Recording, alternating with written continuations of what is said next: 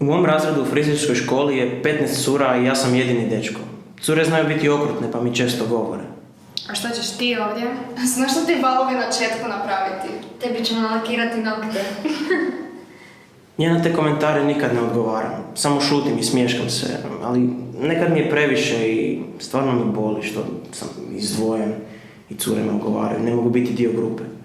One misle da postoji stara podjela na muška i ženska zanimanja, ali one ne vide da odavno više to nije tako. Naprimjer, moj prijatelj Drago, on je frizer, ima bradu, tetovaže i radi najbolje frizure ikad.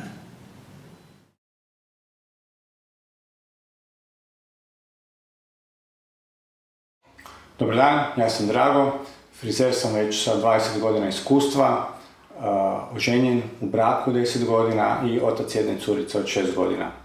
Volim svoj posao i obožavam ga raditi.